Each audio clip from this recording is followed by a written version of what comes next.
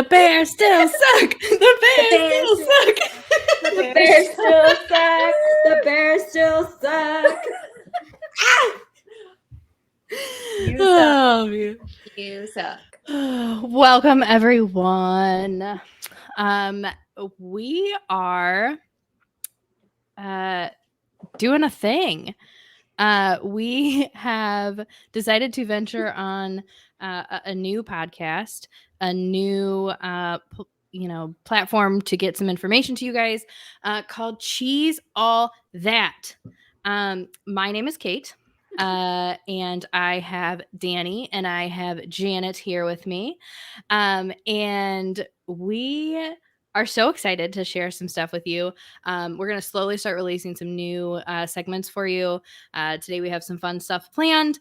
But first, we want to take some time to introduce ourselves. Danny, why don't you start us off? All right. Well, I'm Danielle, and I'm from Buffalo, but I'm a Packer fan, obviously. The reason I became a Packer fan is it's a little deep, so bear with me. So I was probably about, 9, 10, and my dad was married to my ex-stepmom, and her daughter was a Packer fan. This is before I was into football, really. But my dad and my stepmom did not have the best marriage. I'm just going to say she was insane, and she treated me pretty badly. I won't go into the stories, but so when she was having her episodes or if they were fighting, I would go watch football with my stepsister, and she was a Packers fan. So it just ended up being like my escape from reality. That was my happiness. And that's why I'm so obsessed with football now, is just because it helped me growing up. And now, even if I'm depressed or something's bothering me, I can always count on football to be that escape. And so it just goes beyond the game for me. Janet, how about you? Hey, what's up? I feel so like I repeat myself a lot when I talk about why I'm a Packers fan. I feel like everybody knows why I'm a Packers fan. So my family is from Wisconsin. I live in Texas. I was born and raised here, but my dad was a football coach and complete diehard as well. He's obsessed with the Packers. He's why I'm so good at interior decorating. So he has his flags like a crazy person too. But so my dad was a football coach, and he had I'm the first daughter, firstborn. So he had no one else to teach the game to, because my brother got here 7 years later. So and then he had other girls. So all the girls know football. My dad is like a hardcore coach. He just loves sports. He every single sport he's taught me practically. So I love all sports, but Packers really brought us together as far as a family, because when my grandparents came over from Mexico, they weren't really getting a job in Texas due to the fact that everyone in Texas pretty much speaks Spanish. So they weren't looking for anyone bilingual.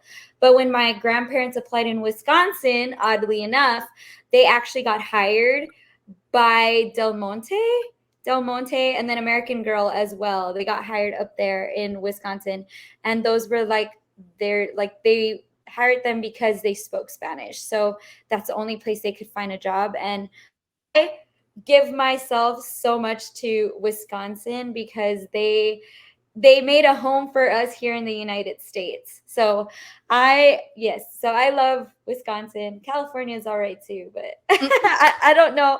Wisconsin has just, I guess it has like a different special place for me because we always spent Christmas there with my grandparents. And then California's we're in the summer, and I don't know why, maybe Christmas, that correlation, like family and gathering together, it holds such a special place in my heart. So I'm in Wisconsin almost every summer, every winter, and now I'm probably going to be going every summer because I loved it.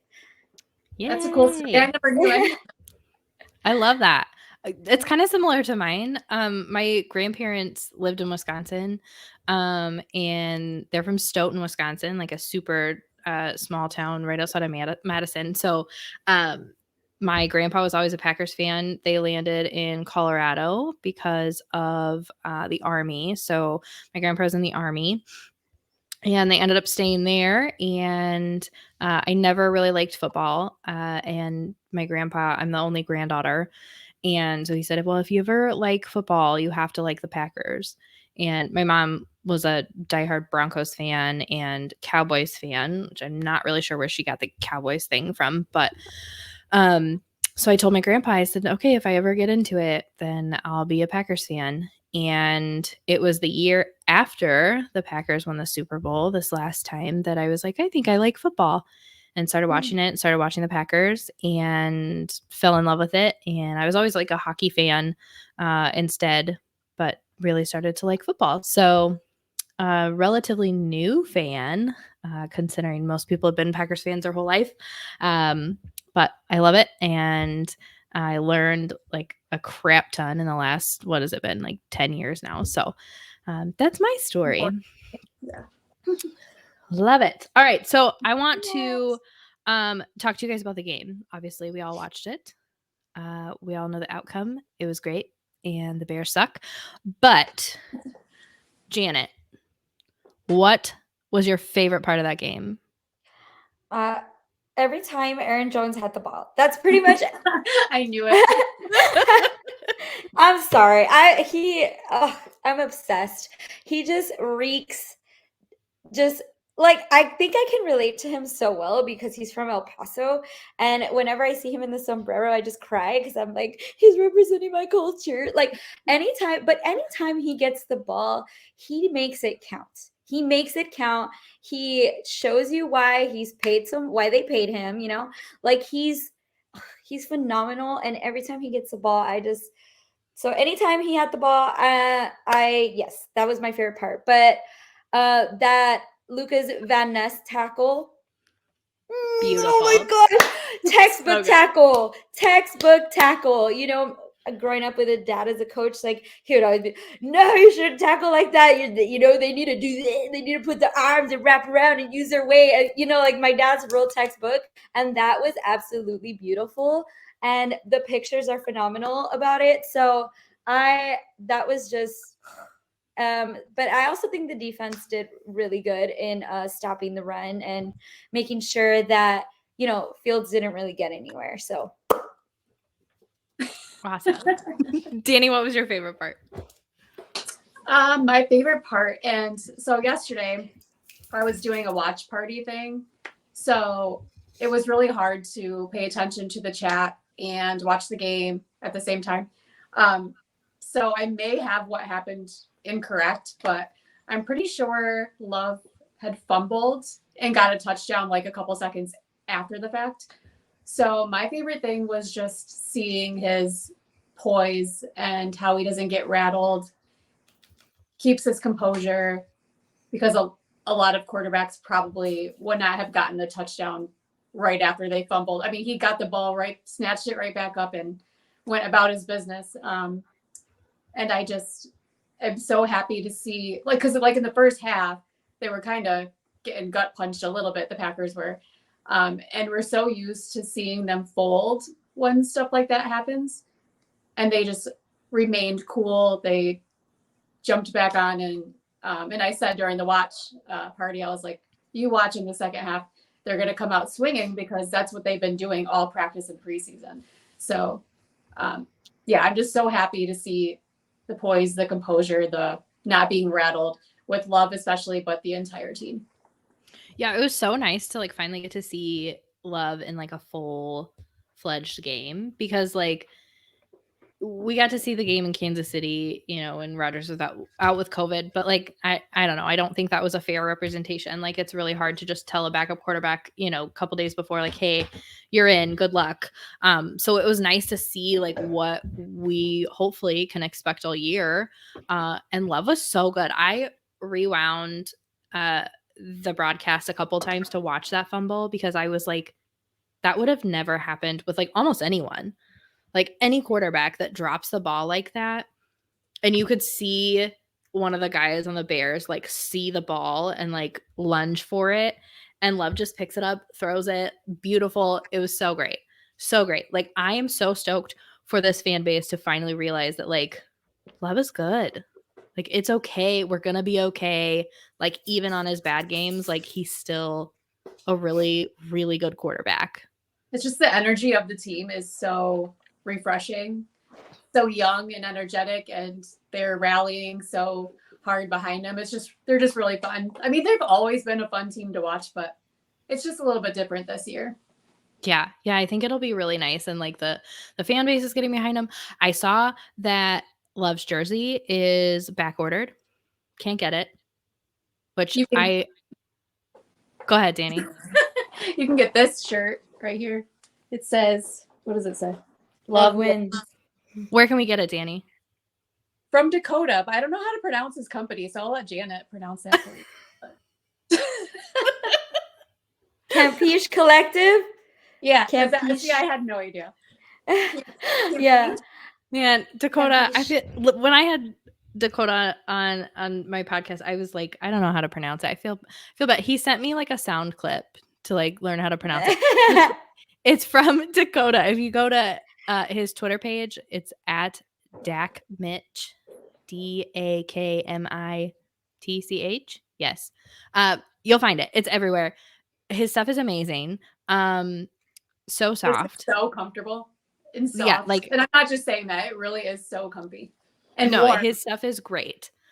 And I have a ton of his stuff. I love it. So while you're waiting on that Love jersey to come in because they're back ordered, you can get a bunch of Love stuff from Dakota. He has that sweatshirt. He has it in t-shirts. He also has the Air Jordan stuff, which I have a t-shirt and a hoodie. So he has a whole bunch of stuff. So go check him out. We'll wear his stuff throughout the episodes, and you guys can see what it looks like. You can see all of it. All right. The next thing we have for you, we're going to try to do every episode. Packers superlatives. So this week, we asked you guys on Twitter to help us out and give us some responses. And we got some really, really good ones. So each of us are going to share our favorite for the player that we picked. Janet, you want to start us out? Yes. So I chose Aaron Jones, obviously, duh. And the thing about that I loved that everybody was giving a response is that Aaron Jones's responses were so wholesome. Like, most likely to be seen saving the inhabitants of a burning house, even the goldfish. Most likely to secretly be an amazing cook. They were also wholesome. Most likely to text you to make sure you get home safe. Yes. Most likely. Oh, that one was all right. The most likely to put a whipping cushion underneath your seat. But the other ones, you can totally see him doing because he's just such a wholesome person. So I really liked how everybody was giving him like all these wholesome responses. Most likely to jump out in front of a car before you get hit. Most likely to save you from, anything. Yeah. I love it. So I had AJ Dillon. And my favorite one was most likely to never leave his hometown, which obviously he has, but I think he has a new hometown, and I hope he never leaves. Door County? So that one was, yes, Door County. I loved that one. What is the other one? Let's see. I had a couple good ones. Most likely to buy a round of drinks in Door County, obviously. All right. Danny, what you got? Christian Watson. I don't have my Twitter in front of me, so I'm going off my memory. But his own mother, well, first someone said he was most likely to only take one piece of candy out of the Halloween dish.